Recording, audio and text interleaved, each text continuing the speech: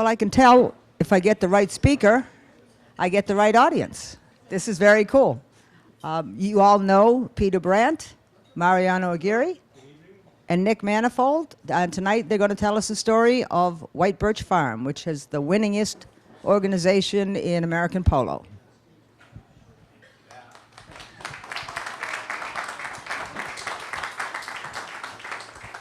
Good evening. Thank you for inviting us here today.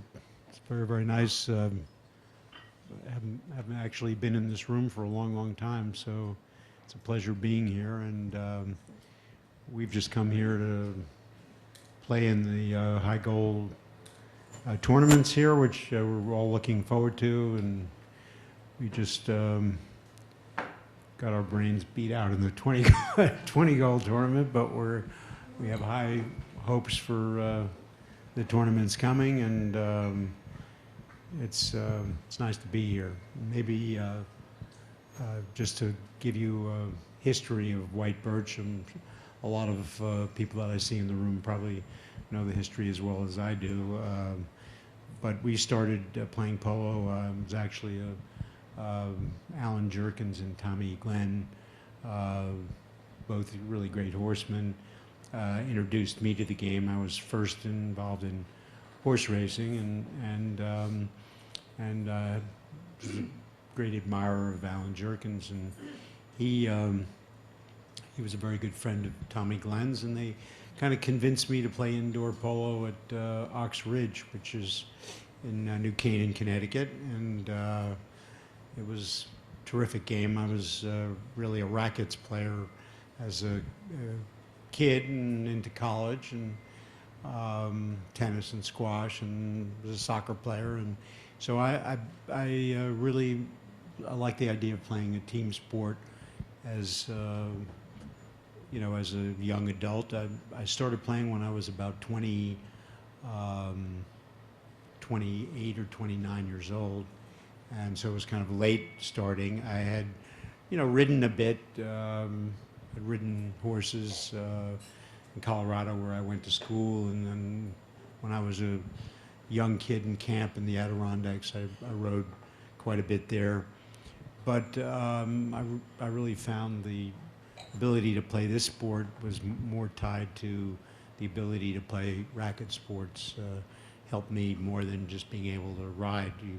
I picked up the riding a little bit just while I was playing, because you kind of have to learn how to ride if you're going to play. So we were all members of, we were members at Ox Ridge and Fairfield Hunt Club, and Tommy Glenn was organizing the polo in both places. He came out of Blind Brook, and he was very responsible for the polo and involved in the Northeast Circuit.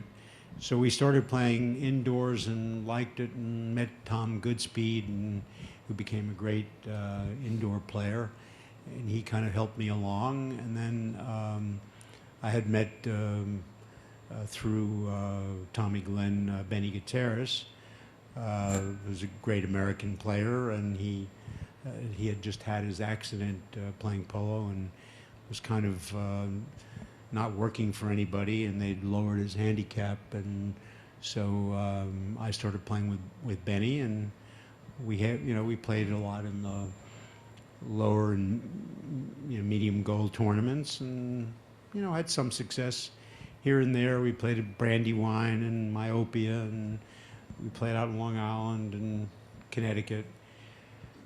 So then I was hooked, line, and sinker, and then I started to. I built the first field in Greenwich, which was kind of a drastic mistake, because we wanted to play on it quickly, and we sodded the field, and it wasn't exactly the safest field when we started playing on it, but we learned our lesson, and it became a really nice field. And then when we got involved in some more land across the road in Conyers Farm, we built 2 more fields, and we started to I actually, the first person that I ever played with in high goal polo was Stevie Orthwine was here. We played with Eddie Moore, and we had a high goal team. We got killed by the Grasitas, but you remember that. I don't remember that. But and then of course I knew Peter Orthwine, who's a neighbor of mine and very close friend, and Adi van Guntard, who was related to these guys, and we all had a great time playing in the East, and I must say that through all the years, we just named one of our fields after Peter Orthwine because he's been such a stalwart supporter of the Greenwich Club, and he's always put in a team, and he keeps on saying every year he's going to quit, and he never does, and so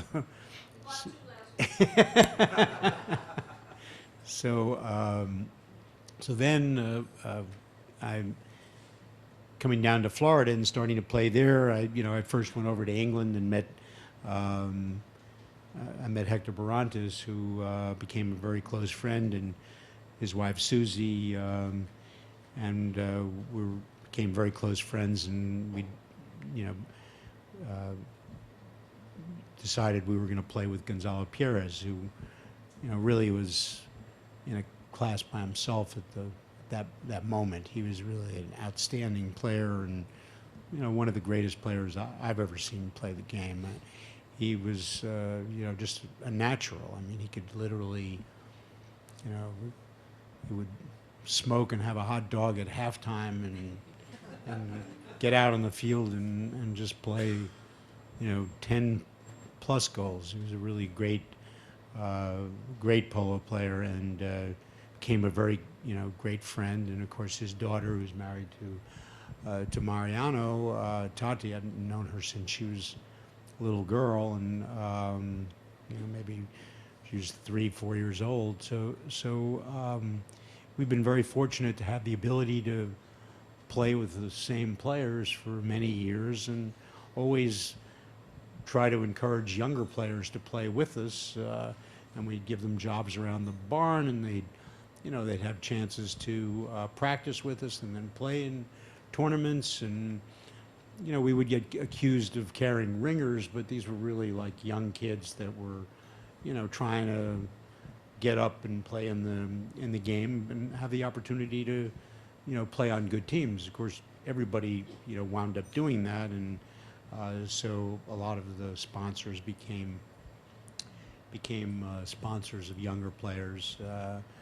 We sponsored a lot of American players, a lot of Argentinian players, many younger players who today are, it's hard for me today because, playing kind of the last 10 years, I'm playing against kids who I, literally saw them as babies, and it's really, these now are the best, players in the game, and to try to run up and down the field with them is tough.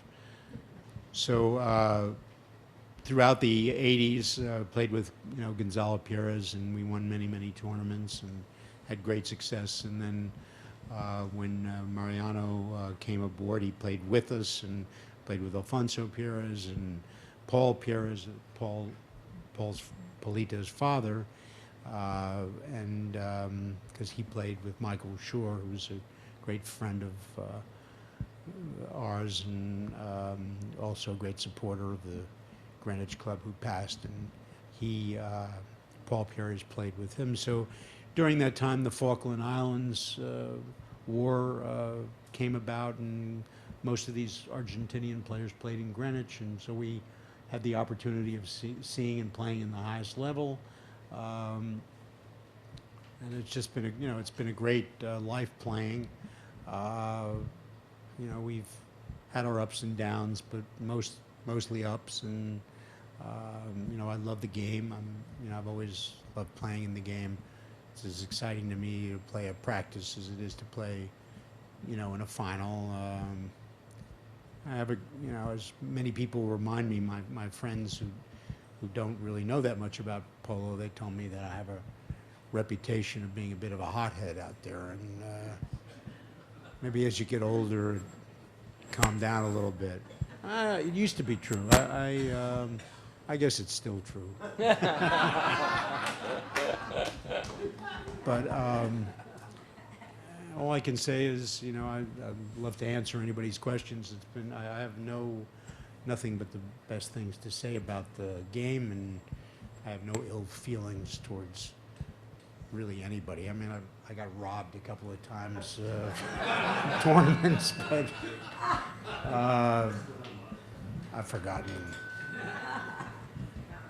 So, Mariano, what his impression was when he first went to work, when he first went up there, and how old was he? Well, good evening. When I first came to Greenwich was through Fernando Monteverde, who was Gonzalo Pires' probably his right hand. You know, he helped him a lot, and he knew my family. And at that point, you know, I started playing polo when I was a little kid, but we couldn't afford to play like all the time. So we moved to Buenos Aires. I started playing some other sports, but I never forgot how to play polo.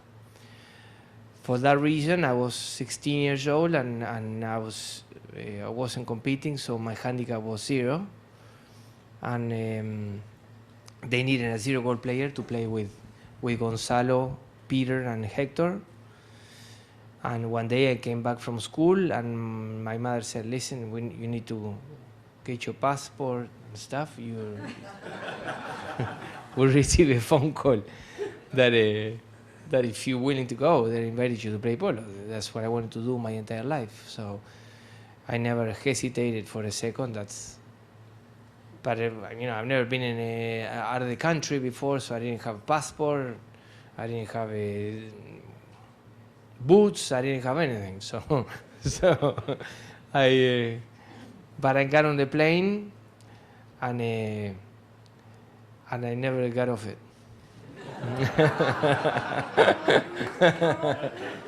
I was 16. Yeah. So it's been great. I got lucky to hit in one of the, and to me, the biggest organization in polo at that point for sure, and throughout the history of the game, I think BIRCH is the biggest organization out there. Just, you know, I even though I've been playing for so many years, 30 years we're playing together with Peter, I still admire what he accomplished, because he's the head of the whole organization, and you know, and with the people, the sport lives because of people like Peter, I feel.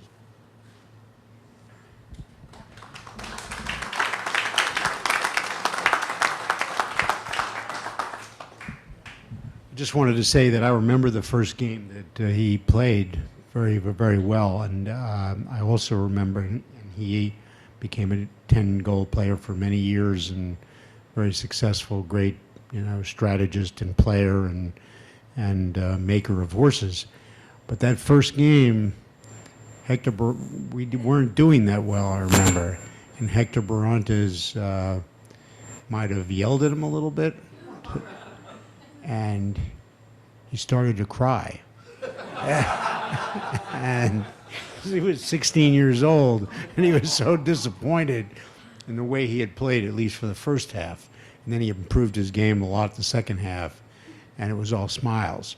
But I thought that I'll never forget that. He really had tears in his eyes. He's requesting I'm sorry.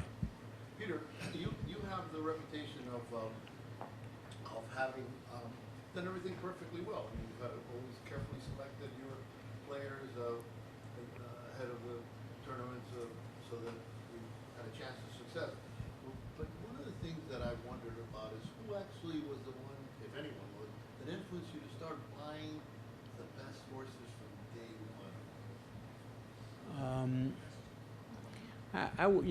All the people that I was associated with, I have to give credit to, certainly Benny Gutierrez was, really good horseman, and he really wanted to have the best horses, and he respected Eddie Moore a lot, who really, had a good eye for a horse and wanted to be mounted well, and wanted the teams he played on to be mounted well, and then probably Hector Barantes, above all of them, was a true horseman, and really, he really wanted to put together the best string and breed the best string, and he knew that because we were involved in racing, that we had great love for the thoroughbred and for the bloodlines, and which we tried to bring into the polo world, which is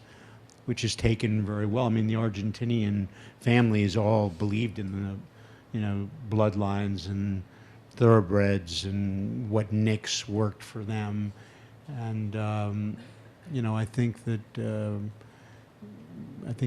was, we were always talking about horses. I mean, Just a follow-up question.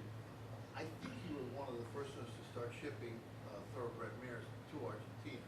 yeah. What year was that? Do you remember? That was probably 82 or 83.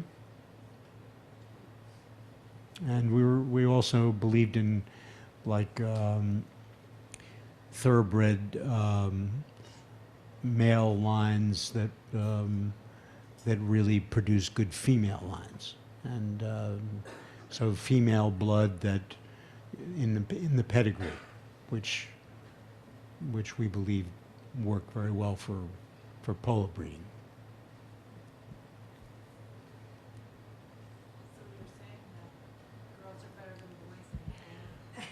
Yeah, I think they are. I think they are. Excuse me. I think they are, because they're more precocious, and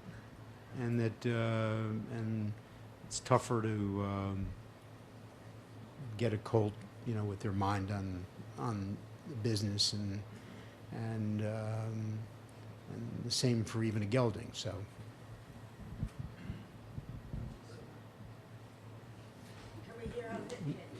Yeah. Tell us a little bit about your history with the East Coast Open. I know that's a pretty Well, I mean, one of the things that I remember the most every time I ever played, like at Myopia, was the guy that's sitting next to you. He was tough. I mean, he always had big, strong horses, and he knew how to bump with them really well. So I remember those days very well. It was always a pleasure playing up there. Such a beautiful club and beautiful locker room, and really, great tradition. And I knew a lot of the members, and it was always fun going up there. And I really kind of miss that. I mean, I miss driving from Connecticut up to Essex, Massachusetts, and I would always sort of stop at the same hamburger stand to get a hamburger, and I really enjoyed it. I remember that very well, and I miss that. The East Coast Open, we won it, a number of times, but had not always played in it. But I think it's a great tournament, and it used to be more in the summer months. Now it's in the fall, and this last year we played was an incredible game, finals of the East Coast Open. Really, that was one of the games that we got robbed in. Peter, tell us the story of 2005 and why it was so important, what led up to it. You mean in 2005, we had a very good year in 2005? You won everything, but Yeah. it had eluded you for a few years. Yeah, I guess I think that it's very difficult now because you know the game has changed so much. You have so many of these players that are great players and they mount themselves really well. And you know, it's back earlier in the '80s when we were playing. You know, you would have 12 or 14 teams, and you could count. You know, you could pick like 8 or 9 of them that you figured had no chance because of the horses. You can't do that now, and all these teams are so tough. And sure, they have fewer of them. Maybe one of the reasons they have fewer of them is because they're all so tough. And so I think that it's much tougher to win now than it was. The game is more competitive. A lot of the players are, you know, back in the earlier times, these players would come up to Florida and they'd sell the patron, the Patron, 6 horses.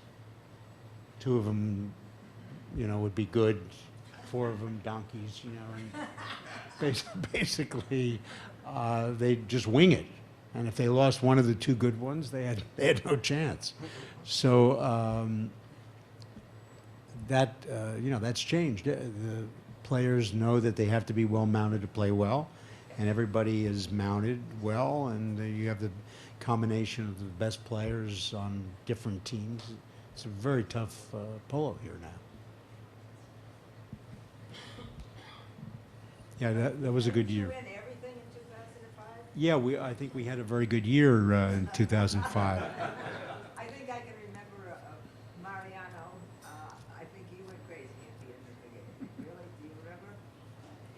Throwing your mallet in the air. It's one of the best photographs I've ever seen. But actually, one of the things that few people realize today is that the U.S. Open, you know, at that point was a different tournament than it is today. And what was the Cartier International Open really was the U.S. Open in the sense if you replaced it with where it is today. So we brought the U.S. Open in and we kind of lost the tournament because you had a 26-hole tournament that was occurring in the fall, and so now you don't have that anymore. You have the U.S. Open where the Cartier International Open was. You know, the seasons were very competitive, but I'm just saying the teams, you know, the teams now are closer, more even.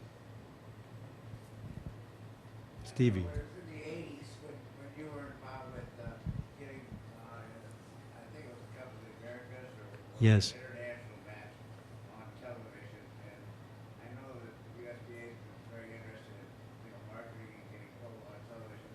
Do you want to kind of say a little bit about that experience? Well, I think that you know, that was not a very good experience. I mean, we had a great success in 2000. We had a great success doing it in sort of 86 or 87. It was very successful, and financially it was pretty successful too. We sold sponsors. We bought the TV time ourselves, and then we sold. You know, we basically sold it to the. Last time the TV was really on a major network. Right. Really on a major TV. It was, we had it on 3 years, and it was the most successful the first year, and it was played on after Sunday night football, after Sunday afternoon football, and it was edited, so it wasn't a full, you know, 2-hour game, hour and a half game. It was cut down to an hour, but. I think the problem is, in terms of the marketing, is always in polo in the last 30 years, last 40 years, there have been too many factions trying to create marketing events for polo. So it's never come from one central place. So sponsors, you know, they don't know whether they're dealing with a club or the USPA or what they're doing, and that's what has created, that's what stopped. the sport from going further. It's a great sport. The technicality of the longer field and the shots, and that can all be overcome. But and it certainly worked that day. But it has to be presented in, you know, in a more central way, and I think then it'll be very successful. I have to ask your opinion, and I'll tell you my opinion, which I probably shouldn't, but, you know, from ESPN, I know has talked to the Argentine Polo Association about trying to make the game more action, less time, downtime, and we've got now here challenges and reviews and all those calls. I think polo needs to have minimal downtime and more action time, but I don't know, what's your thought on that? I mean, I think that's absolutely true. It has to be more, you know, there's the safety factor, of course, that you have to discuss. But I think from a standpoint of you know, of a fan coming to a game, yeah, they want to see it move. But that can be, I mean, that can be worked out. But until you centrally have one body that is trying to promote it on, you know, behalf of the clubs, it's not going to work. You know, it just there are too many factions, too many people competing against each other, too many people like undercutting one another. It's really the sponsors themselves don't, you know, they don't know who they're dealing with. Peter? Yeah. You don't find that like the USPA should take a bigger role in doing that? And I mean, combined with the fact that they have so much money rolling in now? I think that they should. I think that they should take a bigger role because, not only because of the money coming in, but I think they should take a bigger role because when they don't take a bigger role, they put their foot in it anyway, so it clogs it up. You know, because they don't want to give it up to entrepreneurs to do. They want to. They really want to be involved. So if you want to be involved, you should control the whole thing.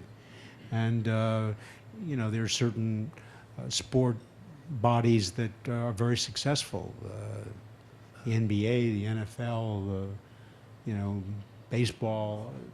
They're all very successful, and they have that one philosophy where they pretty much control the professional side of the sport.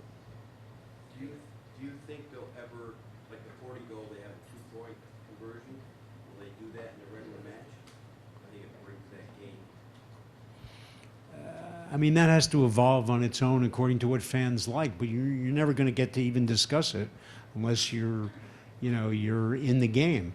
And in order to be in the game, you can't see players like playing on one team and then on another team and then on another team.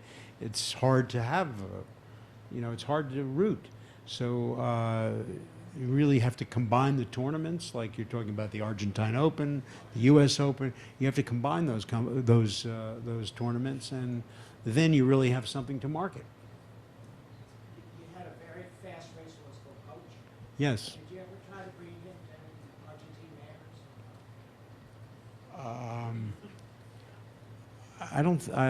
I don't think I ever bred him to any Argentine mares, but because I bred a lot to him.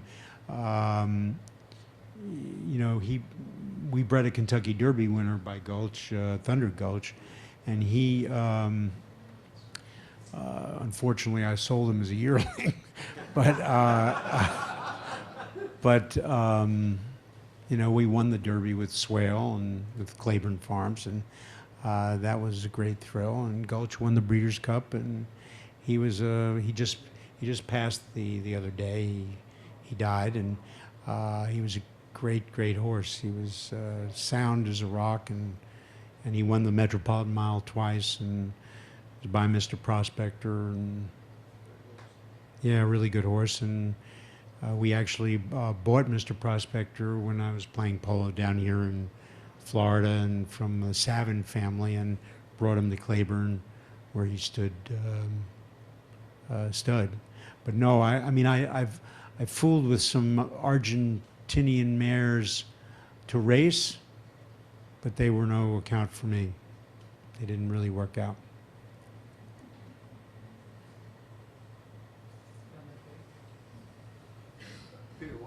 question about the White Birch. What should we expect out of White Birch in the next coming years? You've been away for a while. Are you Yeah. going to continue to come and play here? Well, my son is playing now. He's gotten interested in polo, Chris, and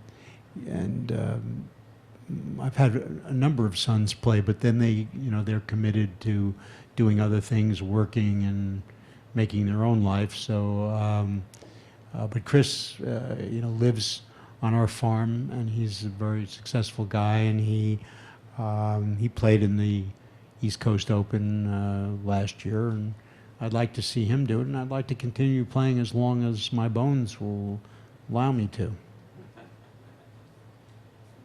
Mr. Oxley played till he was 83. Yeah.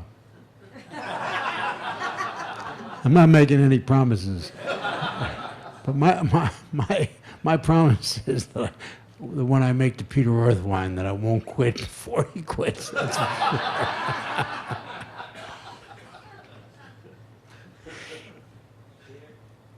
a higher rated amateur player changes the dynamics of how you lay out your team for obvious reasons. Can you talk a little bit about how White Birch over the years evolved as a team unit? If your handicap went up, what were you looking to do? And how did you play? How did you play a typical game? Because obviously you're a major factor on the field and you don't have handicap. I don't know. I think when you're a higher goal player, and then your ratings starts to go down, you know that you must be not playing as well as you did back then, but you don't really feel it. But you feel like you're still doing a lot of the same things, but it's just not as quick, and maybe your anticipation is not as good. But I think in putting a team together, when I was 7 goals, we won the World Cup, but we chose Bautista Heggie to play, number 1. It's all about the team. The couple of goals here and a couple of goals here are not gonna do it. You have to have a really good team, and you've got to have 2 guys that really are generals on that team, and they've got to complement one another, and you have to have horses that complement the position that they're playing. So you have to have a perfect combination of, horses that really are good at number 1, horses that are good at number 2, horses that are a little handier and good at 3, and horses that are good for a back. You can switch the horses. Some of them can play any position, but most of them can't. So it's very important. Understood. Where did you enjoy playing most on the field? Where were you most comfortable with that? Back? Yeah, probably. I always thought that the best thing was if you could play. I always played the best when I could play 1 and then go to back. Like in the same season or same tournament, because at 1 you were much, quicker, and then that helped you when you went back. And also, I always thought that when I played squash before I would play polo, that would help me a lot. It's like guys that ride races think that ping pong helps them.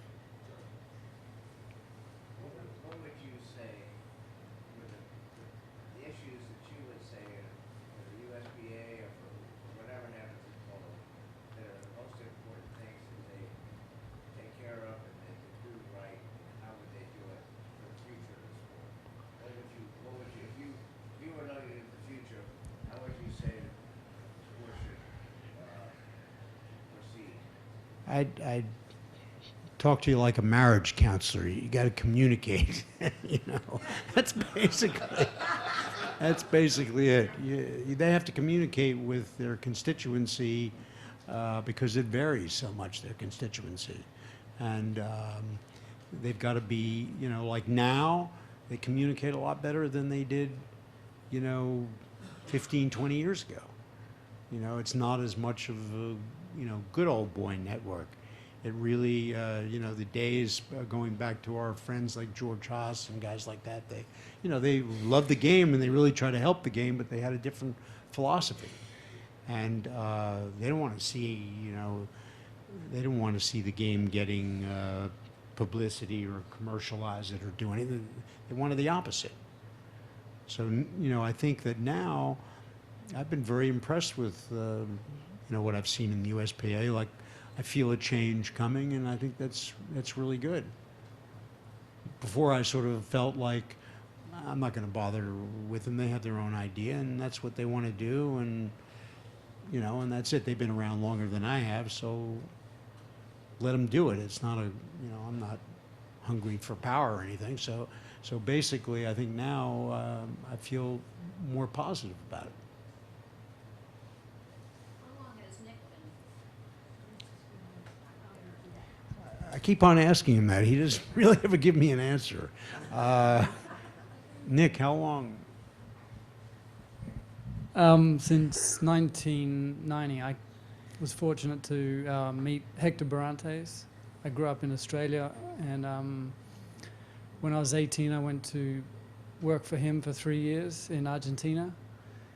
And then he passed away in 1991, I think. And then I came up to Palm Beach with Carlos Cressida and got a job then grooming at White Birch, and that's about it. Moved on. Peter, what's the best team you ever had? I know you have many. Can you name one? I think the best team, I don't necessarily think that they were the best players, but the best team was probably, as I remember, was probably myself, Gonzalo Pires, Alfonso Pires, and Paul Pires. That was a very, very good team. We had a lot of success with that team in the World Cup.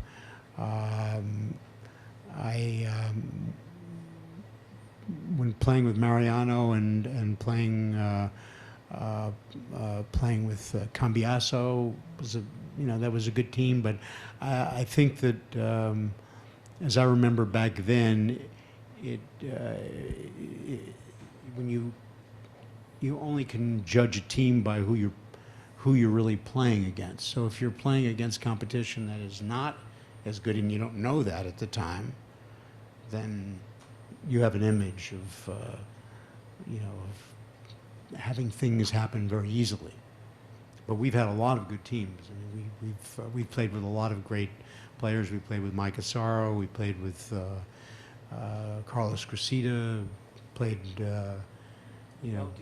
We played with Bautista. We had a really good season with Bautista, and we almost won the U.S. Open with Bautista. We lost in an overtime. That was armed robbery. Pardon? That was armed robbery. That was one of the robbery moments. Yeah. It's not my. I was sitting next to the president of the USPA. That was his comment. Yeah, but the thing is, in all fairness, that's the way we felt about it. But it also gave me the opportunity to see Carlos Cressida make the greatest play that I ever saw in my life. So, which he did to tie the game up, and he had Mariano like slash hooking him, and he cut the ball from the boards literally and scored a goal. So that was a great thrill, and I miss Carlos Cressida. He's a really great guy. Your best pony? Pardon? Your best pony? My best pony was probably I had her when she was older, but Leviku was my best pony, I think. I had another great pony that passed away up at Saratoga, which was a daughter of your great mare, the one that died on the field. She was a great horse. She died at Saratoga a number of years. She was your great mare that had so many great horses.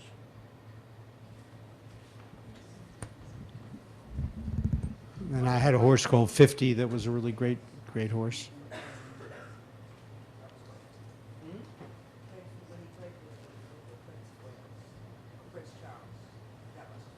I'm sorry? Prince Charles, and, I played with Prince Charles many times, and he. but you won a couple of tournaments with him. We won a couple of tournaments up in when he came to Florida. We won a couple, yeah.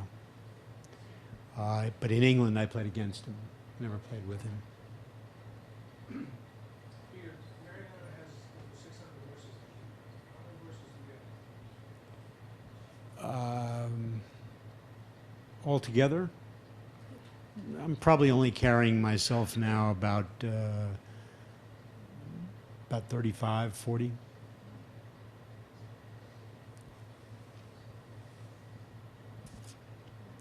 What difference do you see in today's polo as it was back in the 80s? Do you see a big difference in the type of It's just more competitive. More competitive. It's there's the players are playing year round. They're trying to compete year round. So probably it makes them better for a shorter period of time because it's harder on them to do that. But it's much more competitive. Competitive on the horse side. Competitive on the player side. When we used to play here, they didn't. They weren't playing as much polo. Do you intend to take Black Birch around the circuit or just play in the States? I think what we're going to do is play in the Eastern Circuit and play here in Florida.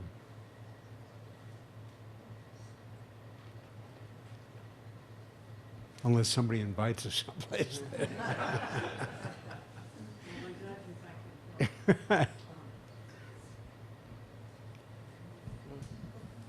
Well, thanks for having us.